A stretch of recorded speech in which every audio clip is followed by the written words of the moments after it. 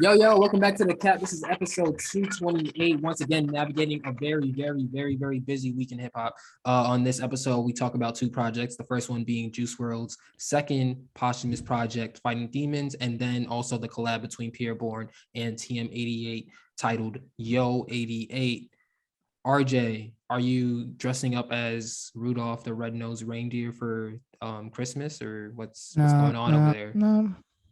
No, just vibes. Just vibes. This is your true self. This is your truth. Is what we're watching right now. That's not what I said. I just said they were vibes. You made it mad deep. I'm a philosopher. What can I say? This guy. Anyway, you can watch this episode on YouTube, Spotify, Apple Podcasts, Amazon Music, and more. So check us out. See you there.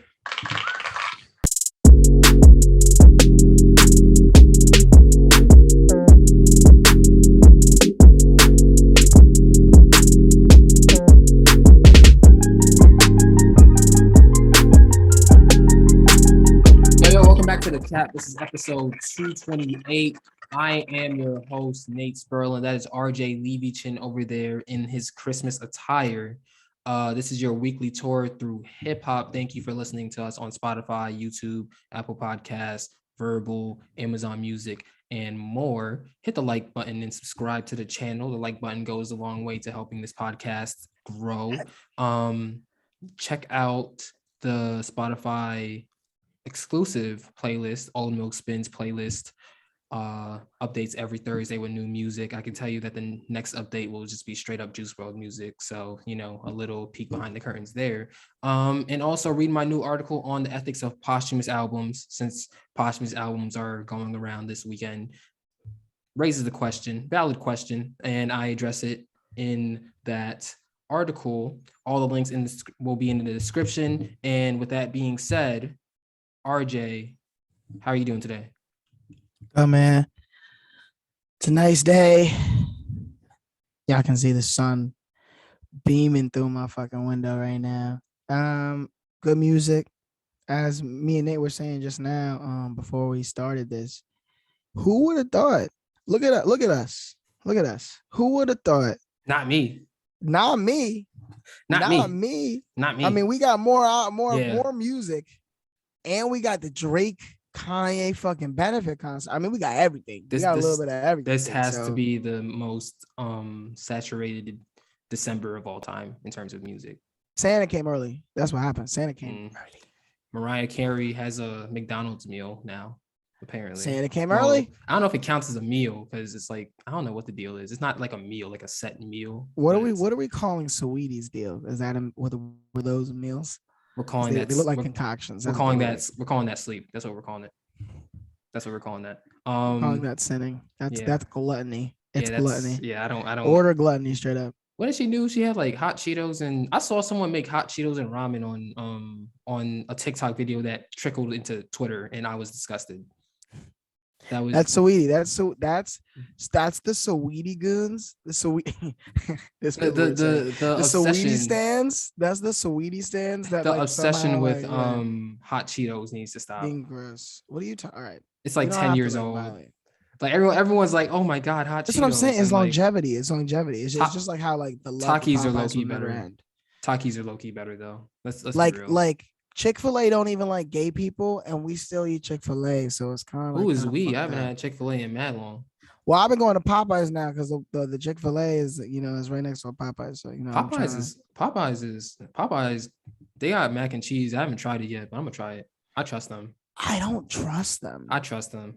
Them niggas. Bro, but that's the thing is, if you know how fast food work, like that they not putting their foot in that mac and cheese. I don't know. It depends on where you go. I know if it's a Popeyes in Louisiana. Are they gonna bake it? That's what it looks like. That's what it looks like. Microwaving it, or it look like they just like, hey, bro, blowtorch on the top, and like if they blowtorch, we baked it. Honestly, blowtorch in the top is some type of bougie shit. I'd eat that. That's what I'm saying. But it's a cheap way. No, I mean, bougie people have literally tapped into the way. But at the same time, doing things that don't matter and making creme brulee is amazing. With the blowtorch. Popeyes will not be selling creme brulees. I know, but the mac and cheese is their version of creme brulee. It's the Cajun creme brulee. That's what it is. Just savory, You're not ridiculous. sweet. You're a Hey clown. bro, I'm You're just saying. ridiculous. As RJ alluded to earlier, this is another saturated week of music. So shout out to everyone who believes that this is how life should be. Just lots of music and not enough time for you to get through it. Shout Lots out of good music 2018. and not enough time for you to get through it. That 2018 being said, vibes. Don't process the album. some Just projects go. that are worth some projects that are worth checking out, but we will not get to on this podcast are Young Boy Never Broke Again and Birdman's From the Bayou, Tierra Wax Pop, Rick Ross's Richer Than I've Ever Been, and Made in Don't listen to TYO, that. Don't listen to and that. Uno the Activist. Don't do it. Don't do it. Don't do it. Yokohama. If you respect Rick Ross, don't listen to that. Honestly, it's Like if worth you love checking him out. and you want to buy it, buy it. But if you respect him, Yeah, don't that listen was to it. that album was Just a leave mess.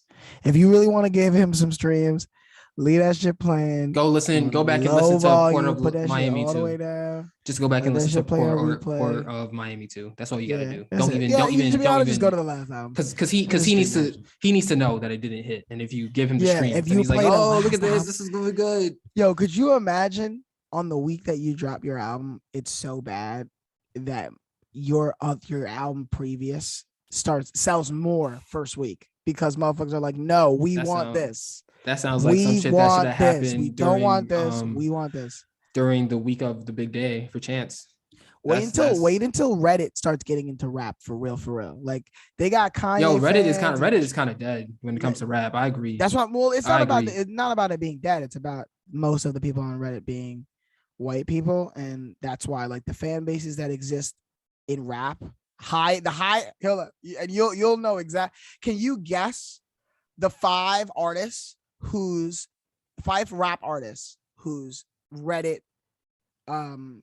circle is actually big? Kanye, Drake, Tyler the Creator, Lil Uzi has a big one. Trippie Redd has a big one. Playboi Carti has a very, very rabid fan base over there. Yeah, I'd be on Reddit. I'd be in the ones chats the ones you didn't make, the one you missed. Who? Childish Gambino. Really? I mean, yeah. Course. White people love them. Isn't it? Did you see Atlanta? Did you see Atlanta? It reminds me so much of Dave. Atlanta came out first. No, like I get it, dude. But like, Did you see Friends? It reminds me so much of Living Single. Don't do that. Hey, you don't know one white person that's ever seen Living Single. What's Living? Oh, this kind of reminds me of Friends. Because the internet, Childish Gambino, one of Childish Gambino's best albums is 8 years old this week, by the way. Yeah, so I had to shout him out. Because that album was honestly iconic, and he dropped a fucking screenplay with it, and now I want to drop screenplays with albums. So yeah, shout out Childish Gambino. Anyway, we have two projects to get to. I don't know why I always say that. Get to you, like it's already. We got to get them to you. We got to get. No, I mean it's already with them. Like all they have to do is have Spotify and Apple Music, and they have it. Some of these people, they come to us, say like, "Who should I listen to this week?" You know, you never know. Yeah, I mean that's true, but it's still with them. Like. They still have it in their possession. It's just a matter of if they're going to give it the attention or not, if that makes sense. Regardless, we have Juice WRLD. We have Fighting Demons, 18 tracks, 56 minutes long, featuring Justin Bieber, Polo G, Trippie Redd, and Suga from BTS. Second posthumous album from Juice WRLD and his team. This is probably, arguably, from what I've heard in terms of posthumous albums, Fighting Demons and Legends Never Die might be two of the best posthumous albums of all time, just in the way that they've been handled. Oh and you need to make a list. I don't know why you need to make a list. I mean, I'm going based off what I've heard, but at the same time, I'm saying. That's why you got to make a list. You got to listen to more albums and make a list. But what I'm saying is that the way that, like, we talked about Pop Smoke's Faith when it came out, and we just had no. Like we were just disappointed by the way it was handled. And speaking for myself, I can't say that I'm disappointed by the way that this album came out either. Well, what I will say is, here's the thing that I actually have to ask you about though, is that as of right in the last 5 years, I don't think that an album, not even in a cohesive way, has been as successful as Aim for the Stars, Shoot for the Moon. Legends Never Die will have an argument for that. I don't think so. It definitely has an argument for that. I can't name any songs, but I don't know any songs that were radio hits. That shit, Shoot for the Stars, Aim for the Moon was like top of the hip hop charts like the whole year. Like Legends Never Die was too. It surprises me too. But I mean, it had a bunch of fucking hits, and the way they pitched it and the way that they packaged it, especially from how we were a little bit shook in the beginning. Like in the very, very beginning, when certain things started coming out, we're like, "Oh, I don't like how they handle." I mean, Legends Never Die still ended up being one of the top selling albums of the year last year. No, I think that I think first just week, because it didn't get. I'm sure it got radio play. No, period. In general, it's still being streamed to this day. Like, period. I just don't. I feel like that's because his fan base was bigger, though. That doesn't necessarily disprove my point. Well, having stands that are going to stream your music anyways definitely skews things in your favor. I mean, there are a lot of Pop Smoke was not an international celebrity in the way that Juice WRLD was. Okay, that's fair, but at the same time, probably not even half as famous. But still, Legends Never Die. Don't you think that's a little bit contextual? A little. I mean, bit. It is, but at the same time, what you said in terms of Shoot for the Stars, Aim for the Moon, blowing Legends Never Die out the water, essentially, is just not true. I just think that it was a big. I think that it was a more impactful album and songs that like touched people and hit people and pushed Pop Smoke's star or the artist's star higher. I think even though they were dead. I mean, like, I don't think that Juice WRLD earned any fans with Legends Never Die, and I think that Aim for the Stars, Shoot for the Moon, like without a doubt earned Pop Smoke a large amount of fans. What's actually hilarious about that point is the fact that I've heard people make the argument that Juice WRLD wouldn't be as big as he was unless he died. Like, ignorant people make that argument to me. Yeah, you know the answer. Yeah, so like. I'm not going to address those. And also in terms what they're talking about. And also in terms of impactful, it depends on what you mean by impactful, because some of the Juice WRLD songs on Legends Never Die, when you consider the content that Juice WRLD was rapping that's about, not what and I also mean. understanding. You know, that's not what I mean. Yeah, but what I'm saying. Can I finish my point though? Like, let me finish, because what I'm saying, because you about to make me look like I don't care about that level of impact. But what I'm saying is that in terms of, because of the way that the songs came out and thinking about how Juice WRLD unfortunately met his demise, a lot of those songs were impactful to Juice WRLD fans who related to him in one way or another, whether it was they had anxiety, depression, or whatever other demons were attacking Juice WRLD on a daily basis. So that album is still impactful. Now on the other side, when you look at Pop Smoke, and on the other side, when you look at Pop Smoke's Shoot for the Stars, Aim for the Moon, that album is impactful because the whole when Pop Smoke had Meet the Woo and Meet the Woo 2, my question was, how is he going to be able to be, in what ways is he going to be able to be more versatile in hip hop? And that album proved that he was working on being more versatile in hip hop, and by that logic, that album is impactful as well. That being said, let's move on to Juice WRLD, Fighting Demons. As I already said, 18 tracks, 56 minutes long, featuring Justin Bieber, Polo G, Trippie Redd, and Suga from BTS. And with this, I don't want to make it a somber thing. I think we did that last year, and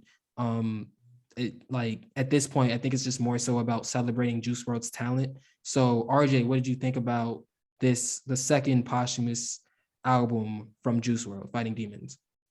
I feel like Juice WRLD's posthumous albums and the way that they're setting up feel almost like horror movies. And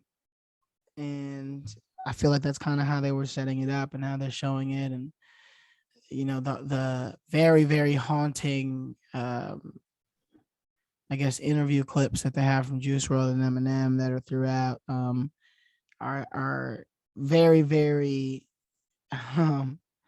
they almost feel psychic in a way. And it was wild to listen to. I think that the music was great. It's a testament to the fact that Juice WRLD was a jukebox. I mean, at the end of the day, could make music like nobody else. I mean, One we take already have legend. seen his ability to fucking freestyle for hours and do all that. But I mean, he was literally in the studio and worked. I mean, shout out to a lot of artists who I think can keep that level of quality when they record at that level. I mean, if you think about Prime Lil Wayne, Prime Gucci Mane, Juice WRLD, Future, I want to say Drake, even though I don't include him in that level, is that Juice WRLD really has the ability to make so much music. So when I think about his posthumous albums, his foundation for the music that they're using is already, levels above a lot of guys. XXX was a very similar level of jukebox, but he also was a mind that you could tell. I mean, even Yeah. from Sad, and even from Sad, Homie made a song in like Spanish and it was good. he would make very small clips and Yeah. then go to the next one. And so Juice WRLD would, like, he just goes. So it's not like a necessarily of like, oh, I have an idea down, we'll go to the next one.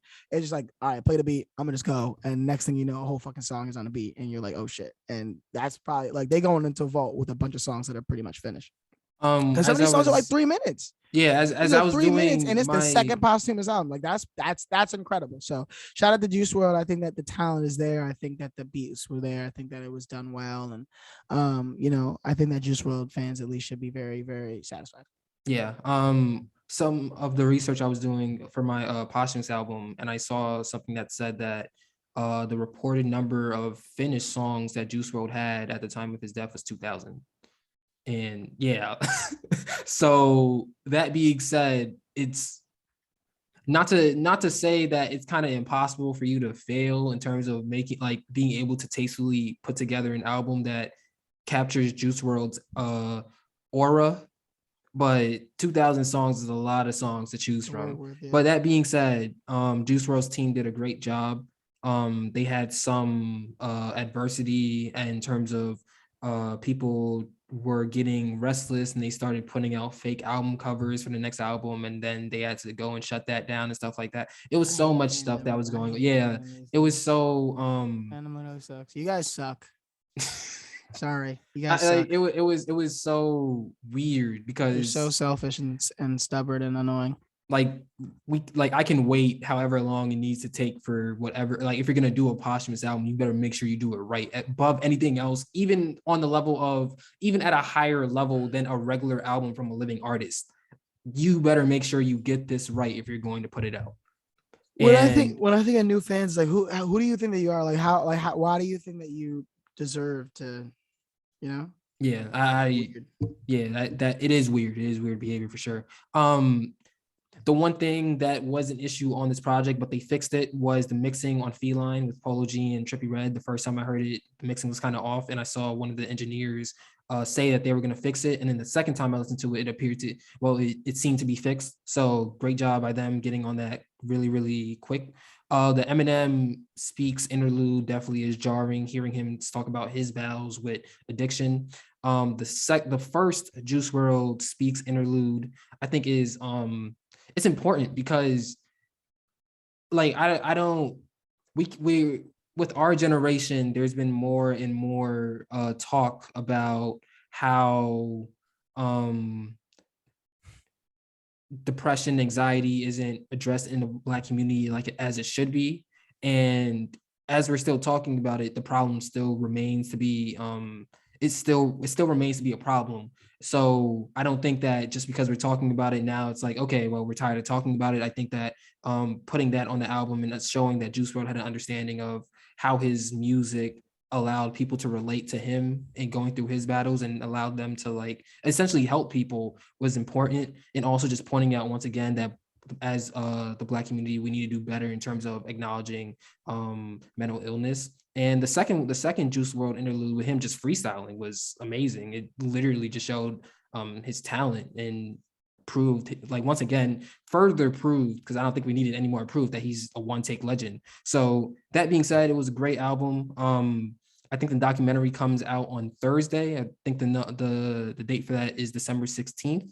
And I'm interested to watch that as well. Although I'm less, I don't know. I have to see how that comes out, but it'll be interesting. It'll be an interesting watch for sure.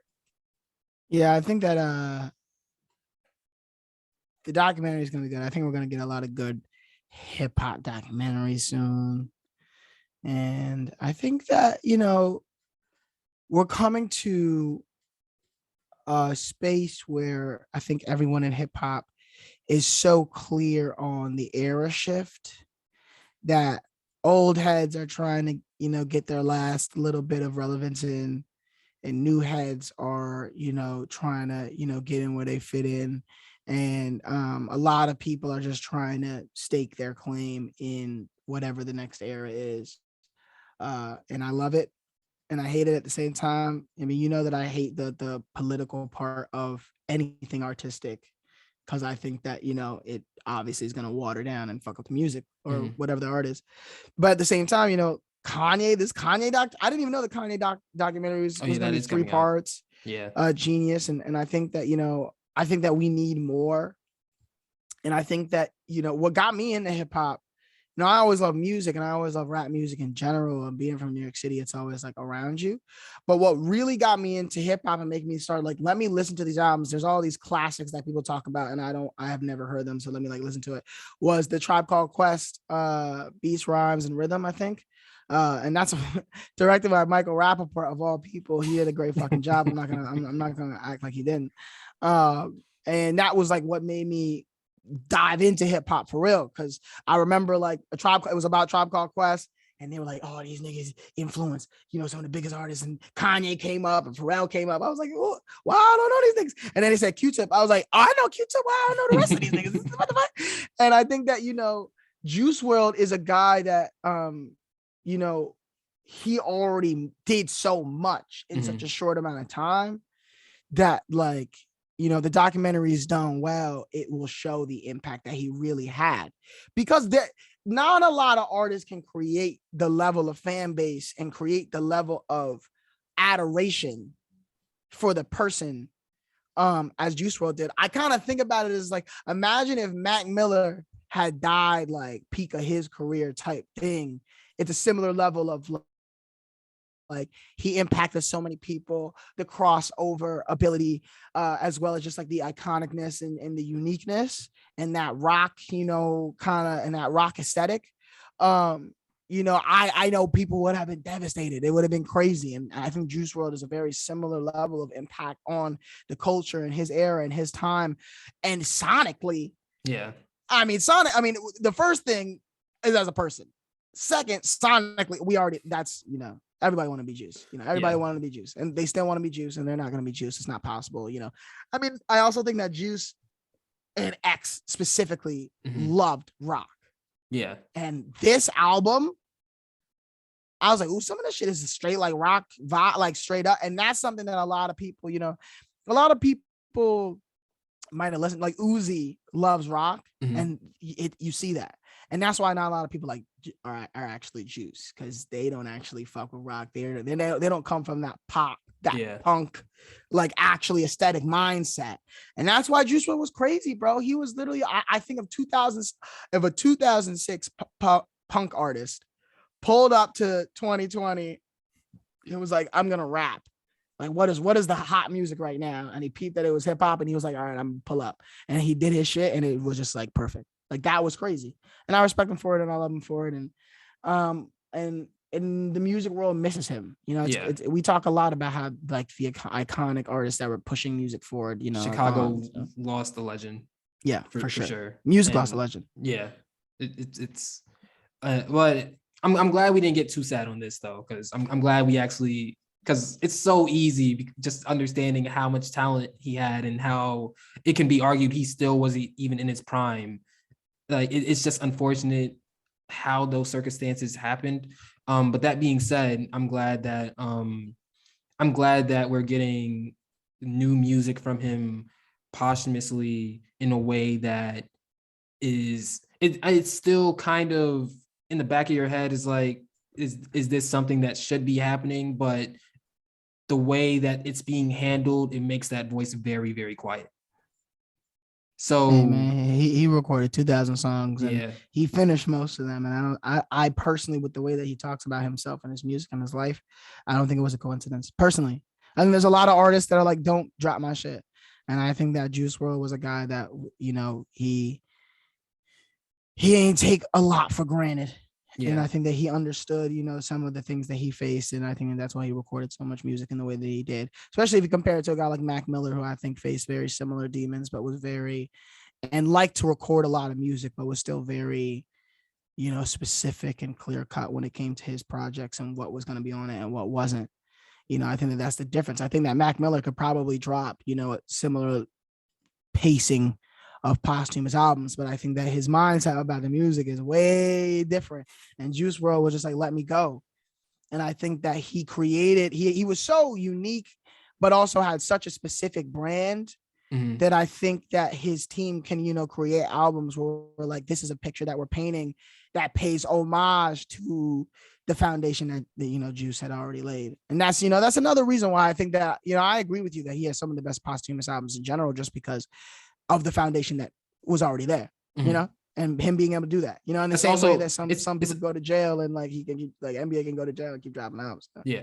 I mean, it's also another credit to Juice WRLD, the artist, because a lot of people have visions, but are you able to articulate that vision or put that vision on display in a way that makes normal people who aren't as artistic as you, or even close to artistic as you, because let's be honest, very few people are close to Juice WRLD's creative mind, but are you able to articulate your vision in a way that makes people who aren't on the same level as you artistically understand it?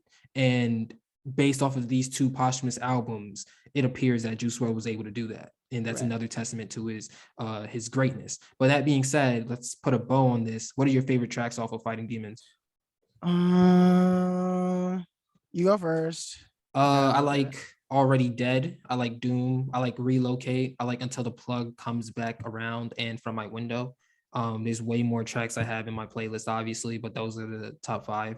I really like Relocate, because Relocate is such a turn from the usual Juice WRLD content. It's basically just him talking about, like, I think that's his mom at the beginning, talking about how he bought her a house, and he was just like, it wasn't like he was just so nonchalant about it, and then he raps about that he raps about it. So I appreciated that, as it was a turn from the usual Juice WRLD content.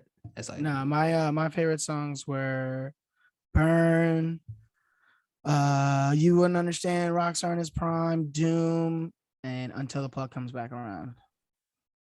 All right, moving on, we have another project. We have a project that we were talking about earlier in the year that finally came out this year.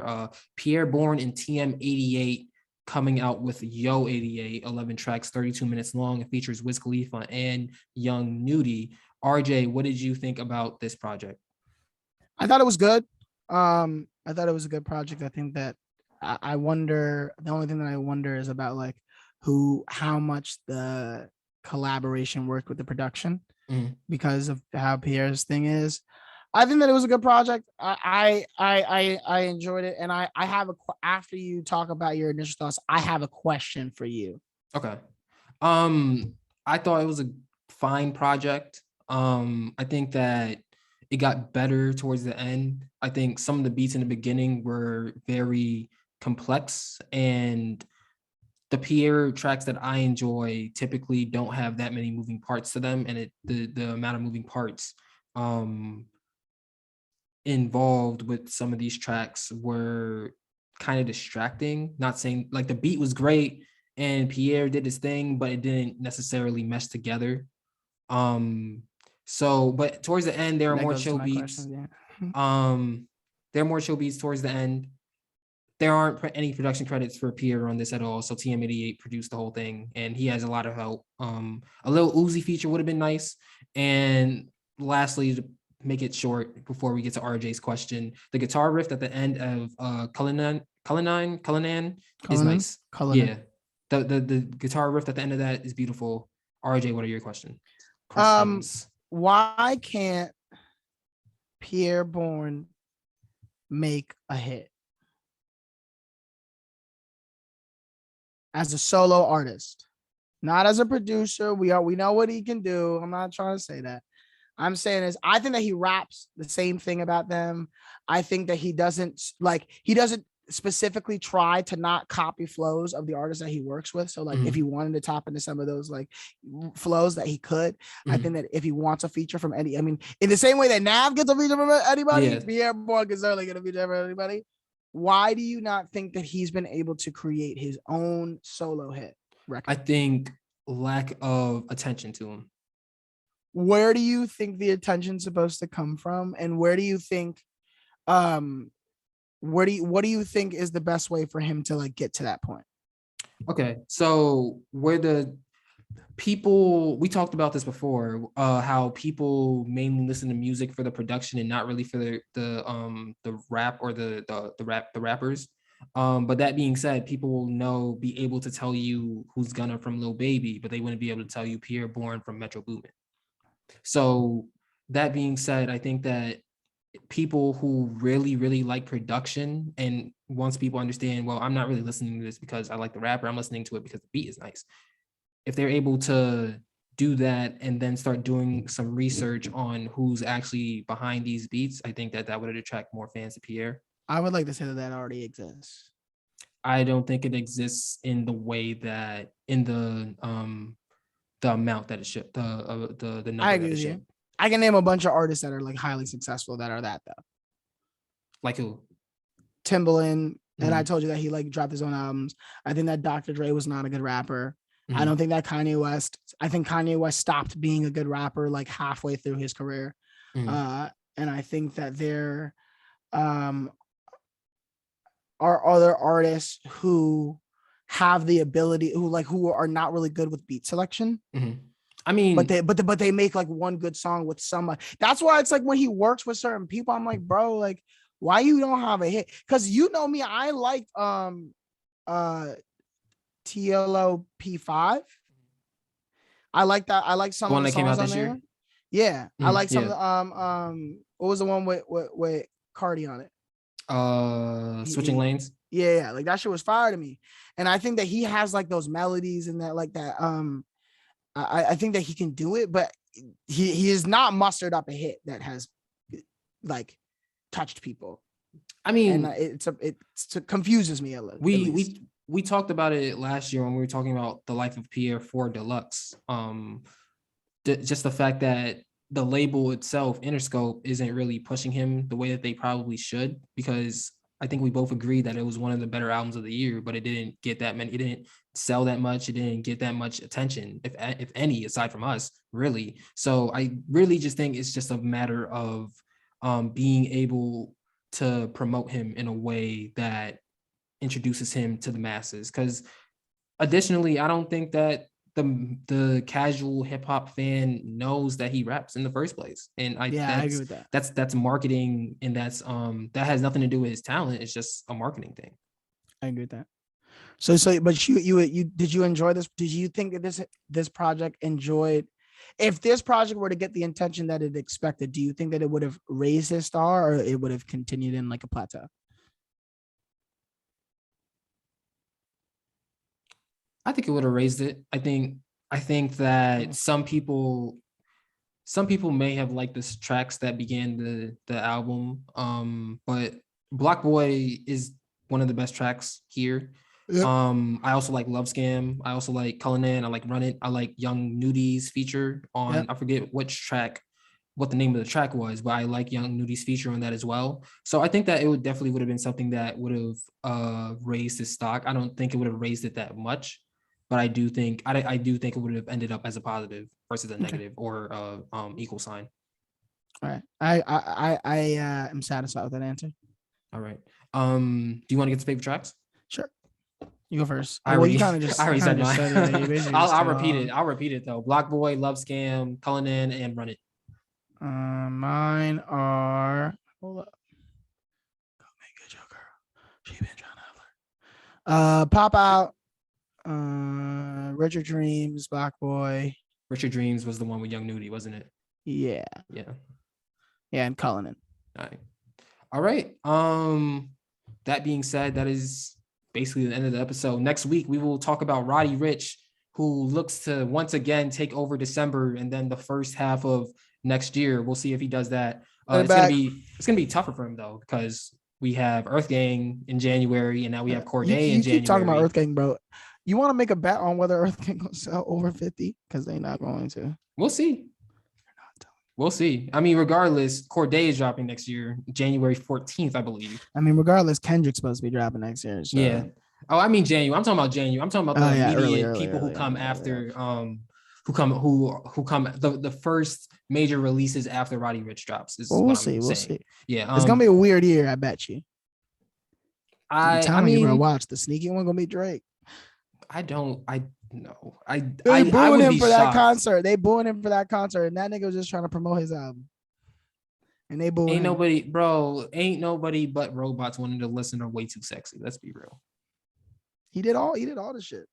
Did he? Yeah. What was the off the top of your head? What was the track list? The set off the list? top of my head, he started off with 24, which is a Donda song. He did. Oh fuck. I know he did Way Too Sexy. Want Girls. Because I saw people on Twitter talking about it. Girls on Girls, as you said. He did shit. Oh my god. He did Girls Want Girls, and then he did I Miss You Too. Oh my god, he did I Miss You Too, and then I turned it off. He did Way Too Sexy as well. This kind of proves your point. But he did a lot of CLB. Yikes. And the thing is, the only I'm not mad at him per se, but I heard Kanye was playing the hits. I know they did a dress rehearsal, and Kanye West didn't do a single song that did like one song from Donda, and the rest of the songs came out before The Life of Pablo. So it's like, bro, if Ye just gonna do his hits, bro, then Drake should do his hits too. And especially because Ye ended his shit with Find Your Love, which is a Kanye West produced Drake song. And he sang it, and Drake didn't like come up at all. It was just Drake singing the song. And I thought that was kind of cool, and Drake definitely was fucking with it.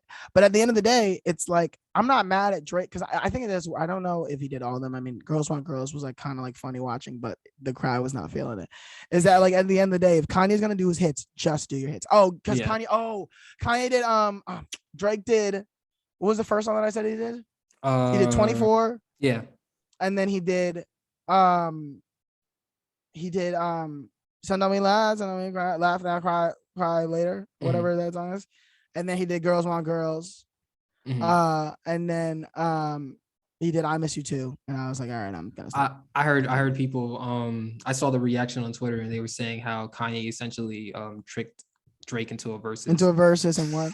That's what I'm saying. If Drake had did his hits, that's what it would have been. But Drake did. Were they switching back and forth? No. Or was it just Kanye do your set and then Drake do your set? Yeah. Okay. See, if they were doing it back and forth, then it's okay. The joke might be then real. It's definitely a versus. Yeah, then it's definitely but it was honestly the way that Kanye did it, because I've gone to a Kanye show before, so I know that he has like a sequence of his hits that he puts together, and that Mike Dean already has like the transitions to make the song sound smooth and get people hyped. So he basically did one of those. Because again, he did Praise God. Like, there was a whole fucking Sunday service moment, and then he did Praise God, and then he did all. Was Sunday service actually there? Yeah. Like, they were on the stage. It was because I saw the from the bird's eye view look at the stage, and that shit was huge. Yeah, and I was like, oh, like, I also don't understand, like, just regardless. Anyway, this has been The Cap, episode 228. That is RJ Levichin. I am Nate Sperlin. We will be back next week for the finale of the season. And until then, stay safe, wear your mask, wash your hands, check out my new article, and listen to the OldMilk Spins playlist on Spotify. And we will see you next time. Thank you for listening and watching. Goodbye.